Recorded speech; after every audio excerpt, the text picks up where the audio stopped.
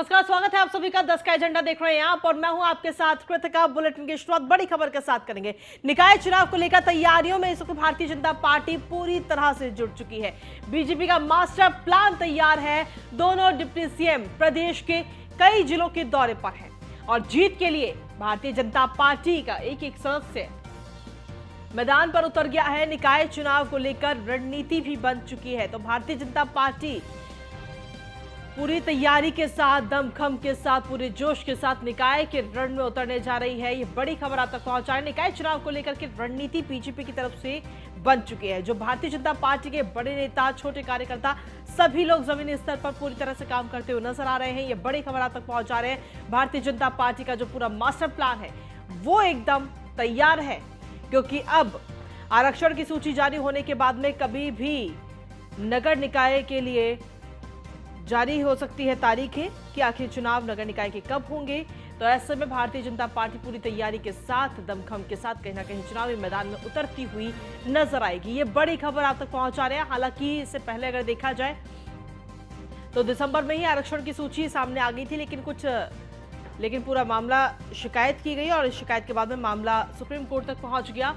Supreme court से हरी झंडी मिलने के बाद में अब कहीं ना कहीं ये चुनाव होंगे, निकाय का चुनाव होगा और उसके बाद में भारतीय जनता पार्टी हालांकि पहले से ही तैयार है। इसके लिए पूरी तैयारियां भारतीय जनता पार्टी ने पहले ही कर ली थी, लेकिन अब एक बार फिर से जमीनी स्तर पर दोनों उप मुख्यमंत्री भी लगातार दौरे कर रहे हैं और सिर्फ उप मुख्यमंत्री नहीं बल्कि और जो बाकी अन्य नेता हैं, बाकी अन्य कार्यकर्ता भारतीय जनता पार्टी के, वो भी जमीनी स्तर पर उतरकर लगातार मेहनत कर रहे हैं, चुनाव प्रचार करते हुए नजर आ रहे हैं। जमीनी स्तर पर जो समस्याएं हैं उनको जान रहे हैं, साथ ही सरकार की तरफ से जो योजनाएं हैं उनको भी लोगों तक पहुंचाने का एक प्रयास करते हुए नजर आ रहे हैं। तो ये बड़ी खबर आप तक पहुंचा रहे हैं। जीत के लिए भारतीय जनता पार्टी मैदान में उतर चुकी है। अधिक जानकारी के साथ संवाददाता एसके वाजपेयी जुड़ गए हमारे साथ में, सीधा उन्हीं का रुख करते हैं। एसके, क्या कुछ ताजा अपडेट है? भारतीय जनता पार्टी देखिए, हर बार अगर देखा जाए तो बीजेपी पूरी तैयारी के साथ ही चुनावी मैदान में उतरती है। निकाय चुनाव की अगर बात करें तो रणनीति अब बन चुकी है और उसी को अमल में लाने की कोशिश भारतीय जनता पार्टी कर रही है। एसके, बिल्कुल निश्चित तौर पर, क्योंकि अगर हम देखें तो उत्तर प्रदेश में अगर नगरीय निकाय चुनाव की बात करें, जिनकी संख्या 700 से ज्यादा है और देश का सबसे बड़ा सूबा है, क्योंकि केंद्र में जब जब सरकार बनी तो उसके लिए उत्तर प्रदेश ने महत्वपूर्ण भूमिका निभाई है। चाहे 2014 की मोदी सरकार रही हो या फिर 2019 की, उत्तर प्रदेश से सबसे ज्यादा लोकसभा सीटें जीतने के बाद बीजेपी ने केंद्र में अपनी पूर्ण बहुमत की सरकार बनाई। यही एक वजह है कि उत्तर प्रदेश पर भारतीय जनता पार्टी या कोई भी दल हो उसका खासा ध्यान होता है और बीजेपी लिटमस टेस्ट के तौर पर हम एक तरीके से सेमीफाइनल के तौर पर इन निकाय चुनाव को ले रही है। यही एक वजह है कि जब 5 दिसंबर 2022 में पहले इसके जब लिस्ट जारी हुई थी, उस दौरान जब इस पर आपत्तियां आना शुरू हुई, मामला कोर्ट में चला गया, उस दौरान ही भारतीय जनता पार्टी ने अपनी तैयारियां पूरी कर ली थी। लगातार चाहे वो संगठनात्मक तौर पर हम देखें तो चाहे वो भूपेंद्र चौधरी हो, धर्मपाल हो या उसके अलावा बीजेपी के दूसरे पदाधिकारी हो, पूरे प्रदेश भर के विभिन्न जिलों का दौरा कर रहे थे, बैठकों का दौर चल रहा था। हालांकि मामला कोर्ट में फंसने के बाद अब दोबारा से चीजें शुरू हुई हैं। उत्तर प्रदेश सरकार की तरफ से जो आरक्षण सूचियां हैं वो जारी कर दी गई हैं, अंतिम सूची जारी हो चुकी है, उस पर आपत्तियां ली जा रही हैं। तो सीधे तौर पर अगर हम देखें तो अब बीजेपी कहीं ना कहीं उस कवायद में लग गई है कि अपने प्रत्याशियों की समय रहते घोषणा की जाए ताकि उनको वक्त मिल सके, वो अपना प्रचार प्रसार कर सकें, जिसको लेकर अब बीजेपी पूरी तरीके से रणनीति के तहत मैदान में उतर रही है। जहां एक तरफ संगठन उन प्रत्याशियों के नामों पर विचार कर रहा है, वहीं सरकार की तरफ से भी लगातार दौरे जारी, चाहे उत्तर प्रदेश के डिप्टी सीएम ब्रजेश पाठक हो, डिप्टी सीएम केशव प्रसाद मौर्य हो या खुद मुख्यमंत्री योगी आदित्यनाथ हो। आप देख सकते हैं कि लगातार उनके दौरे लग रहे हैं। आज भी मुख्यमंत्री योगी आदित्यनाथ दौरे पर जा रहे हैं। कल कुशीनगर के दौरे पर थे, उसके पहले गोरखपुर के दौरे पर थे और जब पिछली बार चुनावों की घोषणा हुई थी तो उत्तर प्रदेश के सभी 17 नगर निगम के दौरे वो पहले ही कर चुके हैं। बिल्कुल। तो कहीं ना कहीं एक कोशिश है कि वो योजनाएं, वो परियोजनाएं जो लंबित हैं या जो पूरी हो चुकी हैं, उनको तत्काल चुनाव से पहले ही जनता को सौंप दिया जाए। यही एक वजह है कि संगठन जहां नामों को लेकर, अच्छे प्रत्याशियों को लेकर मंथन कर रहा है, वहीं सरकार कोशिश कर रही है कि उन बिंदुओं को खत्म किया जाए जिनको लेकर क्षेत्रीय स्तर पर लगातार आवाज उठती रही है या विपक्ष उन मुद्दों को उठाता रहा है, उन चीजों को खत्म किया जाए, चाहे वो सरकार के स्तर से हो या फिर संगठनात्मक स्तर पर जो पदाधिकारियों को लेकर मनमुटाव है उसको भी खत्म किया जाए। उसको लेकर बीजेपी पूरी रणनीति के तहत मैदान में उतर रही है। सीधे तौर पर चाहे वो डिप्टी सीएम हो या उत्तर प्रदेश की सरकार के जो मंत्री हैं जिनको विभिन्न जिलों के प्रभार दिए गए हैं उनको भी स्पष्ट निर्देश दिए गए हैं कि लगातार वो जिलों का दौरा करें और उन योजनाओं परियोजनाओं की समीक्षा करें जो उन क्षेत्र में चल रही हैं, वहां के लोगों की समस्याएं सुने और उनका निस्तारण कराएं ताकि बेहतर परफॉर्मेंस नगरीय निकाय चुनाव में की जा सके। और कहीं ना कहीं बीजेपी ये चीज बहुत अच्छे से जानती है कि नगरीय चुनाव में बेहतर परफॉर्मेंस 2024 के लिए एक जमीन तैयार करेगी। उसके लिए यही एक वजह है कि भारतीय जनता पार्टी पूरी ताकत पूरी रणनीति के साथ सरकार और संगठन मिलकर इस चुनाव मैदान में उतर रहे हैं। बिल्कुल, कहीं ना कहीं सेमीफाइनल के तौर पर भी इसको देखा जा रहा है 2024 के। चलिए ठीक है, इसके आपके पास वापस आते हैं और इसी बीच आपको बता दें कि भारतीय जनता पार्टी ने निकाय चुनाव को लेकर अपनी रणनीति बनाई है। आरक्षण घोषित होने के बाद प्रत्याशी चयन की प्रक्रिया जो है भारतीय जनता पार्टी की तरफ से वो शुरू हो चुकी है।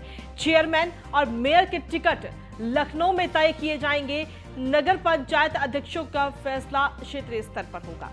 चुनाव संयोजक और जिला प्रभारी पहले ही घोषित भारतीय जनता पार्टी कर चुकी है, लेकिन अब चेयरमैन और मेयर के टिकट जो हैं उनके बारे में तय किया जाएगा, किसको कहां से टिकट देना है। इसके अलावा नगर पंचायत अध्यक्षों का जो फैसला है वो क्षेत्रीय स्तर पर होगा, लेकिन मेयर और चेयरमैन का फैसला, उनकी टिकट किसको दी जाएगी उसका पूरा फैसला पूरा तय किया जाएगा लखनऊ से।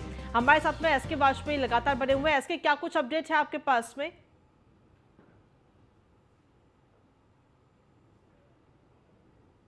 पालिकाओं की, सभी जिला पंचायतों की, साथ ही साथ नगर निगमों की जारी हो चुकी है, जिसको लेकर अब बीजेपी में लगातार मंथन का दौर चल रहा है। जो चेयरमैन और साथ ही साथ जो मेयर के पद होंगे वो लखनऊ मुख्यालय से तय होंगे कि किसको टिकट दिया जाए। हालांकि उसको लेकर सभी जिलों से जो जिला प्रभारी हैं, उसके अलावा जो सेक्टर और मंडल अध्यक्ष हैं, उनसे रिपोर्ट्स मंगा ली गई हैं और कोशिश की जाएगी कि ऐसे प्रत्याशी को मैदान में उतारा जाए जो जिताऊ भी हो और साथ ही साथ स्थानीय स्तर पर जिसकी स्वीकार्यता हो, संगठन के लोग भी उसको पसंद करते हो।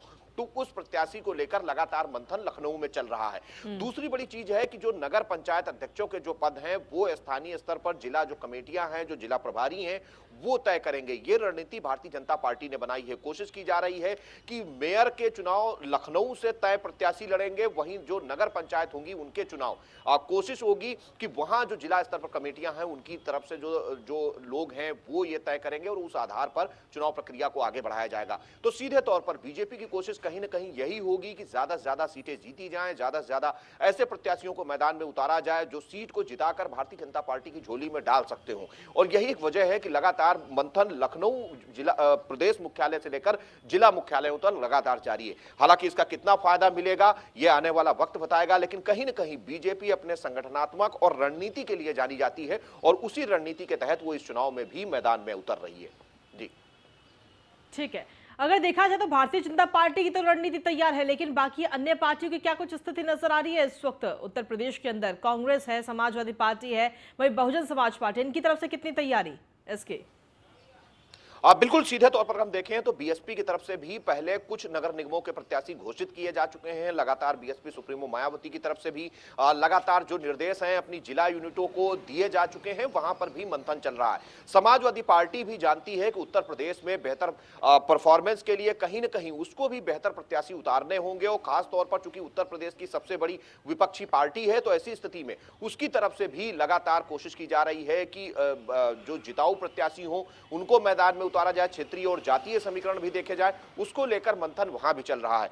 कल जब हम सुहेलदेव भारतीय समाज पार्टी के राष्ट्रीय अध्यक्ष ओम प्रकाश राजभर से बात कर रहे थे, उस दौरान वो भी यही बात कह रहे थे कि हम अकेले चुनाव मैदान में उतर रहे हैं और हमारी कोशिश होगी कि बेहतर प्रत्याशियों के जरिए ज्यादा से ज्यादा सीटों पर अपने प्रत्याशियों को जिताया जाए। अब देखना यह है कि जब सभी पार्टियां कहीं ना कहीं कोशिश में लगी हैं कि भारतीय जनता पार्टी के ऑप्शन में एक विकल्प बन के आए, अब देखना यह है कि इन सारी तैयारियों का कितना फायदा नगरीय निकाय में मिलता है जब भारतीय जनता पार्टी सत्ता में है और संगठनात्मक तौर पर दूसरी पार्टियों की अपेक्षा उसकी ज्यादा मजबूत तैयारी है। तो कितना वो उसको टक्कर इस चुनाव में दे पाएंगी ये आने वाला वक्त बताएगा। बिल्कुल, चलिए ठीक है, इसके आप लगातार बने रहिए, आगे और भी खबरों पर आपसे अपडेट्स और जानकारियां लेंगे। इसी के साथ चलिए बुलेटिन में आगे बढ़ेंगे। लखनऊ से अगली खबर का रुख कर लेते हैं। दरअसल नगर निकाय के आरक्षित पदों पर भर्ती में मनमानी पर अब लगाम लगती नजर आएगी। अब भर्ती करने से पहले बताना होगा कि आरक्षित वर्ग के कितने पद स्वीकृत हैं, कितने पद भरे हुए हैं, कितने पद खाली हैं, इसकी भी पूरी जानकारी अब देनी होगी। पदों के खाली होने पर स्थिति साफ करनी होगी कि वो पद खाली क्यों हैं। निकाय निदेशालय ने खाली पदों के बारे में अब पूरी रिपोर्ट मांग ली है।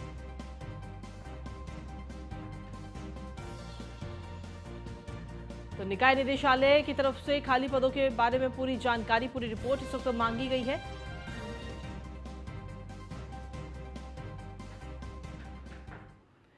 वहीं डिप्टी सीएम ब्रजेश पाठक का प्रतापगढ़ दौरा आज रद्द हो गया है। दरअसल मौसम जो अचानक खराब हो रहा है उसकी वजह से ये कार्यक्रम रद्द किया गया है। इसके अलावा आपको बता दें, हालांकि फतेहपुर जरूर जाएंगे डिप्टी सीएम ब्रजेश पाठक। तो ये बड़ी खबर आप तक पहुंचा रहे हैं। डिप्टी सीएम ब्रजेश पाठक का आज प्रतापगढ़ का दौरा था, लेकिन बदलते मौसम के कारण ये दौरा रद्द कर दिया गया है और अब फतेहपुर जाएंगे डिप्टी सीएम ब्रजेश पाठक। जहां आपको बता दें कि फतेहपुर आज मुख्यमंत्री योगी आदित्यनाथ भी फतेहपुर के दौरे पर आज वो रहेंगे, तो दोनों का साथ ही में ये दौरा रहेगा। बड़ी खबर आप तक पहुंचा रहे हैं।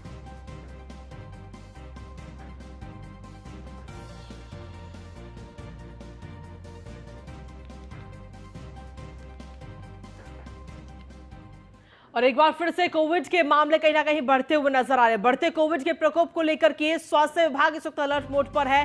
कोविड मरीजों को लेकर हर स्तर पर सतर्कता बरतने के सीधे तौर पर निर्देश दिए गए हैं। सभी मुख्य चिकित्सा अधिकारियों को सैंपल संख्या बढ़ाने के भी निर्देश दिए गए हैं। बुखार, सांस सहित अन्य बीमारियों की मरीजों की स्क्रीनिंग की जाएगी।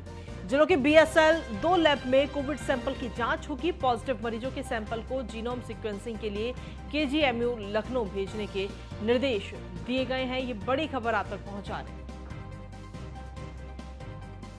तो कोविड के मामले एक बार फिर से प्रदेश में कहीं ना कहीं बढ़ते हुए नजर आ रहे हैं, जिसकी वजह से कोविड मरीजों को लेकर हर स्तर पर सतर्कता बरतने के निर्देश इस वक्त स्वास्थ्य विभाग की तरफ से दिए गए हैं और स्वास्थ्य विभाग इस वक्त कोविड के बढ़ते मामलों को लेकर अलर्ट मोड पर है। अधिक जानकारी के साथ संवाददाता मनीष मिश्रा इस वक्त जुड़ गए हैं, सीधा उन्हीं का रुख करते हैं। मनीष, क्या कुछ ताजा अपडेट है आपके पास में? एक बार फिर से कोविड के मामले कहीं ना कहीं प्रदेश में भी बढ़ रहे हैं और साथ ही पूरे देश में कोविड के मामले बढ़ते हुए नजर आ रहे हैं, तो ऐसे में उत्तर प्रदेश के अंदर क्या कुछ तैयारियां हैं स्वास्थ्य विभाग की तरफ से? देखिए, निश्चित तौर से आपको बता दूं कि अगर उत्तर प्रदेश की बात करेंगे कोविड की, तो पिछले 24 घंटे की बात करें 240 फ्रेश केसेस सामने आए हैं। इसी के साथ सभी जो जिले हैं उनको अलर्ट पे रखा गया था और साथ ही साथ ये दिशा निर्देश दिए गए हैं कि जो जिला अस्पताल हैं वहाँ पे जो सैम्पलिंग है वो तेज़ की जाए। BSL जो 2 लैब है उसमें सैम्पलिंग कराई जाए और साथ ही साथ जो भी ऐसे कोई संदिग्ध मरीज होते हैं जिनको बुखार, खांसी या फिर उनके साथ सांस लेने में दिक्कत है, तो उनको तत्काल से उनका जो जाँच है उनकी जाँच कराई जाए। उसके बाद अगर वहाँ पर BSL 2 लैब में उनकी जाँच पॉजिटिव पाई जाती है तो उसके जीनोम सीक्वेंसिंग के लिए उनको दिल्ली और लखनऊ की KGMU में भेजा जाए। आपको बता दूं कि लगातार बढ़ते हुए केसेस को लेते हुए खुद मुख्यमंत्री योगी आदित्यनाथ टीम 9 के साथ बैठक भी कर रहे हैं। उसके बाद चीफ सेक्रेटरी की तरफ से भी एक दिशा निर्देश आया था कि जो अलर्ट्स पे रखे जाए, साथ ही साथ मॉकड्रिल की जाए और ये निश्चित किया जाए सभी जिला अस्पतालों में कि वहाँ पे कोविड को लेके जिस चीज़ की भी जरूरत हो, चाहे वो वेंटिलेटर बेड की हो, चाहे ऑक्सीजन की बात हो, चाहे मास्क की बात हो, चाहे आपकी सैंपल किट्स की बात हो, तो वो सारी चीज़ें सुनिश्चित हो। इसकी पूर्ति करने के लिए आपको निश्चित तौर पे आप जो जिला अधिकारी हैं और जो जिला के जो CMO हैं उनकी जिम्मेदारी तय की गई है कि उनको ये सुनिश्चित करना होगा कि आपके पास सारी चीज़ों की जो जिस चीज़ की सैंपलिंग की जाती है या फिर सैंपल किट हो चाहे मास्क हो, सब चीज़ की पर्याप्त मात्रा में आपके पास मात्रा होनी चाहिए। साथ ही साथ आपको बता दें कि सैंपल को तेज़ करने के लिए जो जाँचें हैं उनको तेज़ करने के लिए संख्या बढ़ाने की बात की गई है। BSL 2 लैब्स में लगातार सैंपलिंग होती रहे, इसको सुनिश्चित किया जाए और साथ ही साथ कोई भी अगर ऐसे व्यक्ति पाया जाता है जिसके अंदर कोई लक्षण पाए जाते हैं तो उसको तुरंत ही क्वारंटीन किया जाए, उसके पास पर्याप्त मात्रा में दवाई भी उनके तक पहुंचाने की प्रयास किया जाए। जी, अगर देखा जाए तो कोविड के अलावा इन्फ्लुएंजा जो वायरस है वो भी कहीं ना कहीं फैलता हुआ इस वक्त नजर आ रहा है, तो क्या उसके लिए भी कुछ तैयारियां प्रदेश में की गई है स्वास्थ्य विभाग की तरफ से? देखिए, निश्चित तौर से जिस तरीके से मौसम का बदलाव होता है और ये देखा गया है कि अगर आप जब मौसम बदलता है, चाहे आप गर्मी से सर्दी की बात करेंगे, चाहे सर्दी से गर्मी की बात करेंगे, तो फ्लू एक नॉर्मल डिसीज की तरह पे देखा जाता था। पर जब से 2020 की बात करेंगे तो जब से कोविड ने पैर पसारा था, न केवल देश में बल्कि विदेश से लेकर देश भर में सभी जगह कोविड महामारी को हमने देखा था, हमने उसका दंश भी झेला है। तो उसके बाद से लगातार देखा गया कि जो भी फ्लू होता है, अनुमान जो भी अगर आपको नॉर्मल भी फ्लू होता है तो उसमें खांसी, जुकाम, आपकी गले में खराश, फीवर ये आता है, तो उसकी टेस्टिंग और सैंपलिंग नहीं होती थी। पहले उसके मेडिसिन लेके उनको प्रिकॉशंस पे रखा जाता था, पर अब जिस तरीके से चाहे इन्फ्लुएंजा हो, चाहे आप बात करेंगे कोविड की, तो कहीं ना कहीं जिस तरीके से सैंपलिंग को लेके उनकी जो जांच है उसको सुनिश्चित किया जाएगा। उसके पीछे कारण क्या है, वो नॉर्मल फ्लू है, इन्फ्लुएंजा है या फिर कोविड है, इसकी जाँच की जाएगी। और जाँच के बाद माना जा रहा है कि जिस तरीके की उनकी जो अगर कोविड पे आता है तो उनको क्वारंटीन करके उनकी मेडिसिन शुरू कर जाएगी, इन्फ्लुएंजा है तो उसके लिए मेडिसिन तैयार की जाएगी। और साथ ही साथ जो जिस तरीके की सैंपलिंग है जिससे कि जांच है, जांच में तेजी लाई जाएगी, तभी आपको पता चल पाएगा कि वो चाहे कोविड है चाहे इन्फ्लुएंजा है, कोई जी। भी ऐसा फ्लू है, उसके लिए तैयारी को लेकर उत्तर प्रदेश की सरकार, शासन और जिला स्तर तक के जो टीम है वो पूरी तरह से सतर्क और एक्टिव मोड पे रख दी गई है। जी जी। मनीष, क्या अभी तक किसी प्रकार की कोई मॉक ड्रिल की गई है? क्योंकि लगातार अगर केसेस बढ़ रहे हैं तो अस्पतालों में बेडों की क्या कुछ व्यवस्था है, दवाइयों की क्या व्यवस्था है? और क्योंकि अगर देखा जाए तो कोविड की दूसरी लहर में हमने सबसे ज्यादा परेशानी देखी थी कि ऑक्सीजन नहीं मिल पाई थी लोगों को, जिसकी वजह से कई लोगों को अपनी जान से हाथ भी धोना पड़ा था। तो क्या जो परेशानियां हम झेल चुके हैं उससे निपटने के लिए तैयारियां इस वक्त उत्तर प्रदेश में पुख्ता हैं?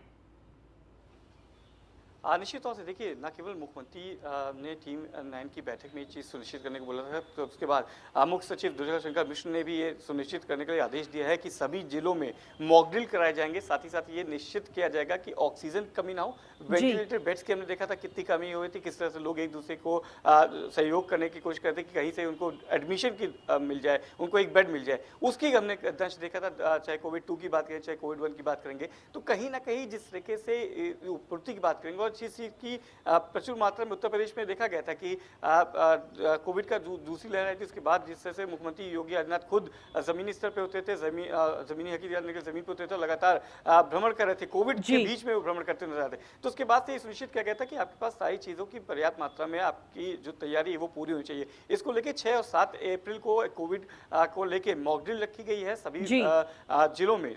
यूपी के सारे 75 जिलों में एक मॉक ड्रिल कराई जाएगी और ये निश्चित किया जाएगा कि आपके पास ऑक्सीजन, मास्क, आपके पास सैंपल किट्स और साथ ही साथ वेंटिलेटर बेड्स और एक्स्ट्रा बेड्स और कोविड से के लिए रिलेटेड एक अलग से जो आपका वार्ड है वो पूरी तरह से तैयार है कि नहीं तैयार है। उसके साथ एक डेडिकेटेड टीम आपकी कोविड प्रबंधन के लिए एक तैयार की गई है, उसके लिए भी एक मॉड्यूल कराया जाएगा जो कि अप्रैल के फर्स्ट वीक में कराने के लिए माना गया है। जी चलिए ठीक है, शुक्रिया तमाम जानकारी देने के लिए मनीष।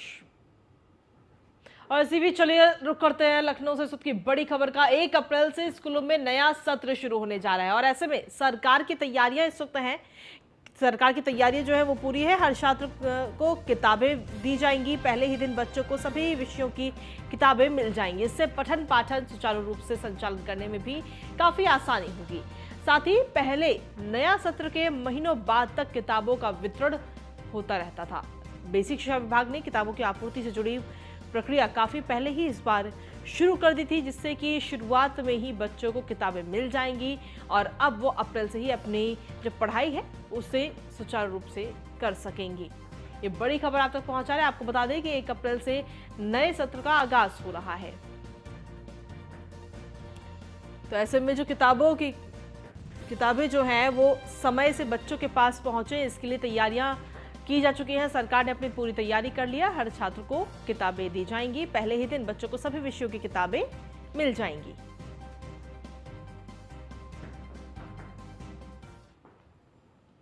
और अगली खबर भी लखनऊ से ही। यूपी डीजीपी डीएस चौहान आज सेवानिवृत्त होंगे। डीजीपी देवेंद्र चौहान के पास से उनके बाद से 3 पद खाली होंगे और अहम पद हैं ये तीनों। नए चेहरों को अब तीनों अहम पदों की जो जिम्मेदारी है वो सौंपी जाएगी। डीजी इंटेलिजेंस और डायरेक्टर विजिलेंस का भी पद डीएस चौहान ही संभाल रहे हैं और डीजीपी के रिटायरमेंट के बाद अब बड़ी जिम्मेदारी देने की चर्चा हो रही है। तो देखना होगा कि ये बड़ी जिम्मेदारी किन 3 नए चेहरों को दी जाएगी, क्योंकि अकेले डीजीपी खुद 3 पदों को कहीं ना कहीं संभाल रहे थे और अब उनके रिटायरमेंट से ये तीनों पद खाली होंगे और ये तीनों पद पर किसको ये जिम्मेदारी दी जाएगी ये देखने वाली बात होगी। और अगली खबर का रुख कर लेते हैं 10 के एजेंडे में। प्रतापगढ़ से जहां पति ने फांसी लगाकर खुदकुशी की है। पति की मौत की सूचना मिलने पर पत्नी ने फांसी लगाई है। पत्नी ने फांसी लगाकर आत्महत्या की कोशिश की है। पत्नी की हालत गंभीर बताई जा रही है। प्रयागराज के लिए फिलहाल रेफर कर दिया गया है। मौके पर सिटी चौकी और कोतवाली पुलिस भी मौजूद है। नगर कोतवाली थाना के पूरे शुकाल का पूरा मामला बताया जा रहा है।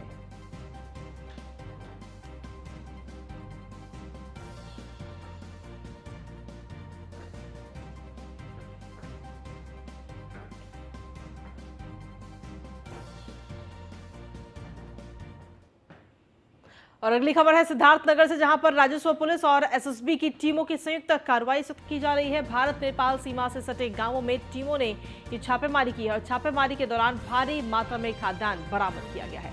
मुखबिर की सूचना के आधार पर संयुक्त ये कार्रवाई हुई है। एसडीएम सदर ललित कुमार मिश्रा के नेतृत्व में ये छापेमारी की गई है। तो बड़ी खबर आप तक पहुंचा रहे हैं।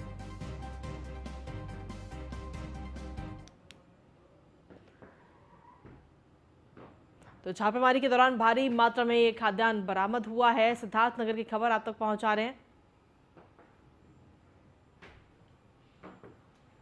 मुखबिर और एसएसबी की सूचना के आधार में आज राजस्व टीम, पुलिस टीम और एसएसबी की टीम ने कई जगह स्थलों पे हमने छापामारी की और जिसमें 226 बोरी गेहूं और चावल प्राप्त किया गया है।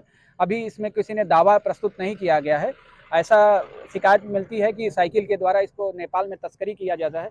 इस नेटवर्क को तोड़ने के लिए हमारी टीम पूरी सक्रिय है और इन सभी स्थलों को सीज कर दिया गया है और आने वाले समय में भी जहां भी तस्करी किया जाएगा उसके खिलाफ एक सघन परीक्षण अभियान करके उस नेटवर्क को तोड़ने का प्रयास। तो एसडीएम सदर ललित कुमार मिश्रा के नेतृत्व में ये बड़ी छापेमारी सिद्धार्थनगर में की गई, जहां पर काफी मात्रा में खाद्यान्न बरामद हुआ। राजस्व पुलिस और एसएसबी की टीमों की तरफ से ये संयुक्त कार्रवाई की गई है। सिद्धार्थनगर की तस्वीरें आपको दिखा रहे हैं। भारत नेपाल सीमा से सटे गांवों में टीमों ने ये छापेमारी की है। अधिक जानकारी के साथ संवाददाता सद्दाम खान जुड़ गए हैं। सद्दाम, क्या कुछ अपडेट है आपके पास में? बिल्कुल, देखिए कि आपको बता दूं कि लगातार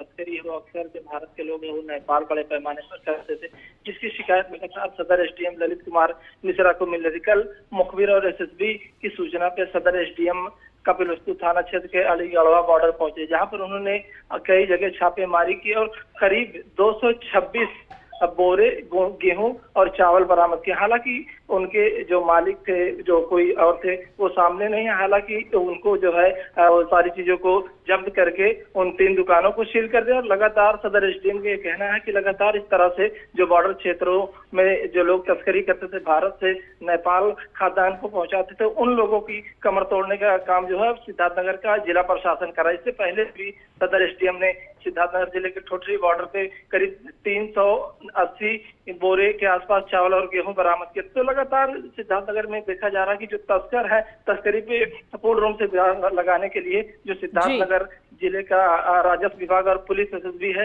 वो लगातार बॉर्डरों पर पूरी तरह से अलर्ट मोड में दिखाई दे रहे और खासकर तस्करों पे पैनी नजर बनाए ताकि जो लोग हैं उनको तस्करी पे उनके विराम लगाई जा सके। ठीक है, शुक्रिया सद्दाम तमाम जानकारी और अपडेट्स देने के लिए।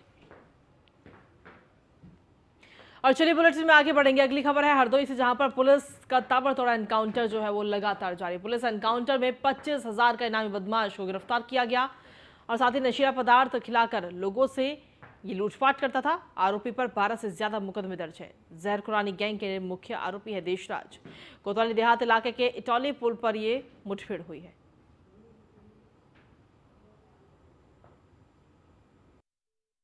ये फरवरी के महीने में एक यही हरियाणा का लड़का था। इसको कुछ लोगों ने कमिश्नरेट से दुबग्गा के पास से बगैर आरोप बिठा लिया था। बाद में जहरीला पदार्थ खिला करके इसको बेहोश कर दिया तो कोतवाली देहात एरिया में उसको मार दिया था। इस संबंध में 328, 302 मुकदमा कायम हुआ था और कुछ लोग अरेस्ट किए गए थे। तब जानकारी हुई थी कि ये जहर खुरानी वाला गैंग है जो कि रिक्शा गाड़ियों में बैठा करके लोगों को लूटता है और उसी में राहुल की मृत्यु हुई थी। इसमें एक गैंग मेंबर फरार था देशराज करके, जिसके ऊपर ढेरों मुकदमे हैं, कम से कम 13 मुकदमे हैं लूट के और इसी तरह की घटनाओं के। लखनऊ में भी कई घटनाएं इसने की हैं। इस पर 25,000 का इनाम घोषित किया गया था। पुलिस इसको तलाश रही थी। आज सूचना मिली कि ये किसी वारदात के लिए इधर आने वाला है। पुलिस द्वारा घेराबंदी की गई। इसके मोटरसाइकिल पे आने पर इसको रोका गया तो इसने जो है पुलिस फायर किया। फायर करके इधर की ओर भागा है, तो जहाँ पर पुलिस से मुठभेड़ हुई उसके पैरों में गोली लगी है। जिला अस्पताल भेजा गया है। अभी हालत सामान्य बताई जा रही है। ये फर्क और इसी पर अधिक जानकारी देने के लिए संवाददाता आशीष सिंह इस वक्त जुड़ गए हैं। आशीष, क्या कुछ ताजा अपडेट है आपके पास में इस मुठभेड़ को लेकर? देखिए, आपको बता दें, बीती रात पुलिस के साथ मुठभेड़ हुई है। जो मुठभेड़ है ये जो शातिर बदमाश है, इस पर 1 दर्जन से ऊपर मामले दर्ज हैं और सबसे बड़ी बात ये है कि ये हत्या के मामले में संदिग्ध नशीला पदार्थ खिलाकर हत्या करी थी और उसके बाद पुलिस ने मुठभेड़ के दौरान इसको पकड़ा, गिरफ्तार किया है। इसके पैर में गोली लगी है, उसका इलाज जारी है। जी चलिए, शुक्रिया तमाम जानकारी देने के लिए आशीष।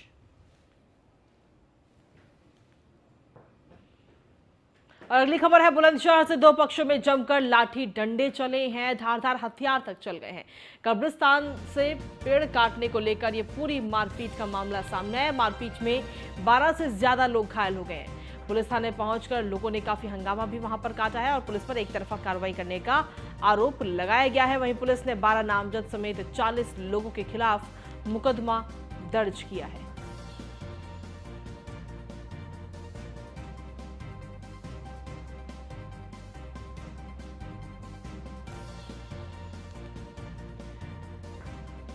तो बुलंदशहर से बड़ी खबर आप तक पहुंचा रहे हैं, जहां पर मारपीट का ये पूरा मामला इस वक्त सामने आया। कब्रिस्तान से पेड़ काटने को लेकर के दो पक्षों में जमकर लाठी डंडे चले, हथियार चले और साथ ही पुलिस पर एक तरफा कार्रवाई करने का भी आरोप लग रहा है।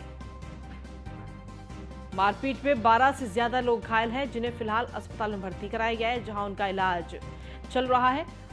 और इस दौरान पुलिस थाने पहुंच करके लोगों ने काफी हंगामा भी काटा है। अधिक जानकारी के साथ संवाददाता अशोक जुड़ गए हैं। अशोक, क्या कुछ अपडेट है आपके पास में? बिल्कुल, आपको बता दें कि बुलंदशहर में थाना परिषद में हंगामा हुआ है और कब्रिस्तान की जमीन पर पेड़ काटने को लेकर दो पक्षों में लाठी डंडे धारदार हत्या चले थे। जिसपे एक पक्ष का आरोप है कि पुलिस ने दूसरे पक्ष के लोगों को बचा रहे थे, तभी उनके परिजन और जिला पंचायत सदस्य प्रतिनिधि मौके पर पहुंचे और पुलिस और जिला पंचायत सदस्य प्रतिनिधि के बीच रोक-टोक का वीडियो भी वायरल है, जिसमें वह साफ आरोप लगा रहे हैं कि आप दोषियों को बचा रहे हैं और पीड़ित को हिरासत में लिया है। जिसको संज्ञान में कई थाने की फोर्स वहां पर बुलाई गई। हाई वोल्टेज ड्रामा करीबन 8 से 10 घंटे चला। इसके बाद सीओ पहुंचने के बाद शांत हुए हैं और करीबन 30 से 40 लोगों के खिलाफ अज्ञात मुकदमा है। 11 नाम दर्ज किए हैं और 4 लोगों को पुलिस ने गिरफ्तार करके जेल भेज दिया। चलिए, ठीक है, शुक्रिया तमाम जानकारी देने के लिए अशोक।